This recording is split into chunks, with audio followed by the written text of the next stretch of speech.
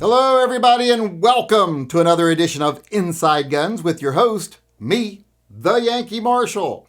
You know, a lot of people are under the impression that this is a gun channel, maybe because I titled the show Inside Guns.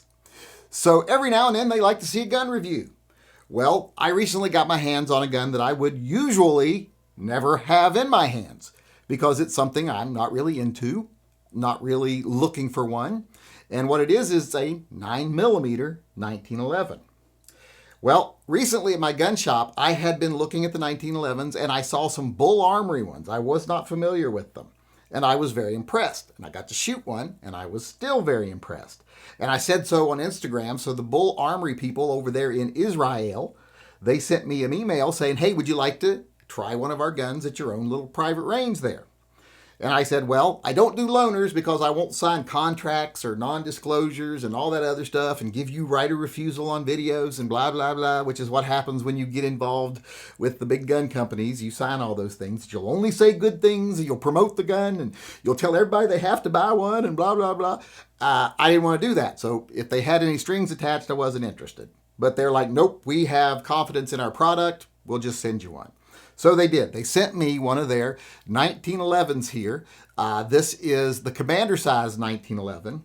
So I thought I would give it a try and give you all a range review on it. All right, first I want to go over some basic features of the gun. This is, as you can see, a stainless steel, or at least predominantly stainless steel, commander size 1911 chambered in 9mm. It does have a BUL barrel with a full-length guide rod, which really adds a really nice look to the front of the gun. I love the flat flush finish on the BUL barrel there, and I love the way everything comes together with that full-length guide rod. Now, the gun does come with a skeletonized trigger, which is a very nice trigger. It's actually got an enlarged face. The face is the widest part of the trigger. It also comes with a skeletonized combat-style hammer here, as well as a nice beaver tail grip safety with the little raised portion at the bottom to make it more easily activated. The gun also has very nice rear and front serrations. Often on 1911s, the serrations seem like afterthoughts, especially the front serrations. It's like something they just milled into the gun towards the end of the process. These serrations are very nicely done. They're very well formed. They're a thought out part of the gun. You can tell that that was something they put effort into, and it really makes the gun look nice.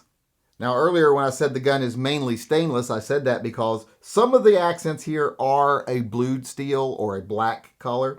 That is the skeletonized hammer, the plunger tube for the safety, and the safety itself. And you'll also see down here that the mag release is also black. So there's a little black on the gun, not a lot, but enough to really kind of make it all come together. It's really a nice accent. I usually don't like mixing black and stainless on guns like this, but it really does work. Another thing you'll notice here are these grips, these G10 green grips. They have like a ridged pattern on the back and the front and a golf ball pattern in the middle. When I first saw these, I tried to figure out who made them so I could get some for my other 1911s, but it turns out these are proprietary. They actually make these in-house at BUL Armory. Getting back to the sights for a second, I do believe these are standard Novak sights, so you should be able to find plenty of aftermarket sights for this gun. The gun also has a very nice serrated front strap right here for getting a good grip on the gun. It feels very nice. This is the kind of pattern you used to pay extra money for on a lot of guns. It was considered a top-end option. Now it's standard on this gun. Now, as far as the magazine capacity is concerned on this gun, it comes with two 10-round magazines. So if you live in a state that's capacity restricted, like Washington is about to become, this is a good choice because it comes with two 10-round magazines. Now let's move on to how this gun performed at the range. Now, everyone knows I'm not the biggest 9mm 1911 fan. However, it turns out my son really liked it. And I'll have to admit that when I shot it, I was very impressed too. It is so easy to get this gun on target.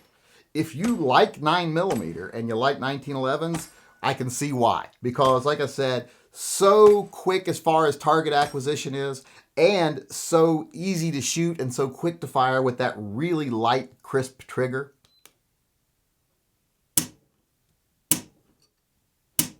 The trigger consistently comes in just under 3 pounds.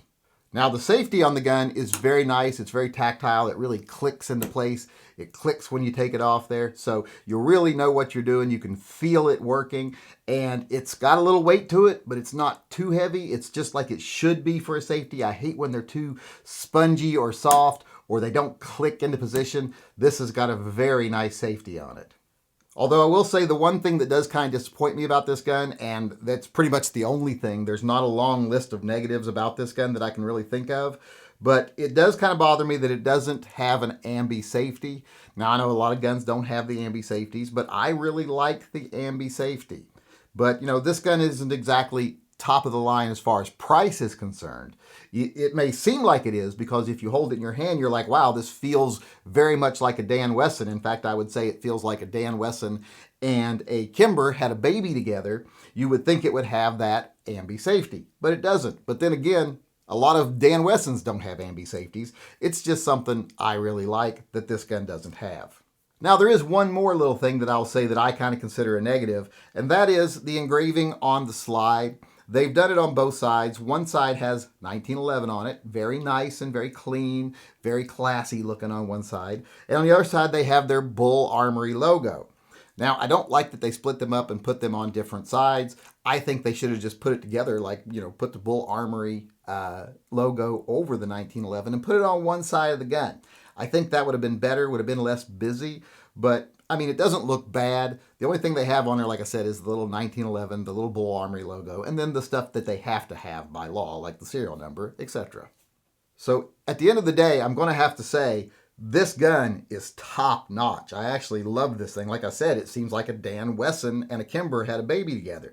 Combines a lot of those feels and features of those two brands of gun that I like so much.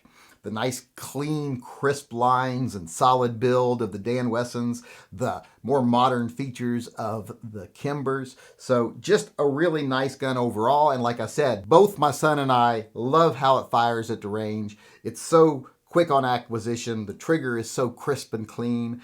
And it's a different beast to both of us because he's used to shooting 45 ACP 1911s, which have more boom and more muzzle flip. I'm used to shooting 10 millimeter 1911s, which also have more boom and more muzzle flip. This one is just smooth. That's all I can say. That 9mm at the range is smooth and clean and just so fast. That's the thing that surprised me about it, is just how fast you can be with this gun. I'm not the best shooter in the world, and neither is my son, but with this gun in your hands, you might feel like you're a better shooter than you actually are because it performs so well.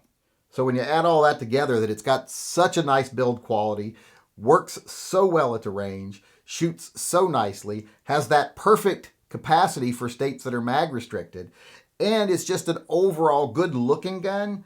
I'm very impressed with it. I would have to give this gun a very high score. And I have said many times in the past, it's very hard to screw up a 1911. If you put some effort into it and you're a major company, you're going to make a good 1911. But because of that, it's also hard to make a 1911 that stands out. But in this case, I think BUL Armory has definitely made a 1911 that does stand out. All right, everybody, that's it for me today. Thank you for coming. I really do appreciate it. I hope you come back again tomorrow. Until then, I just want to remind everyone out there to always carry, even if it's a 9mm 1911, and stay safe until I see you again.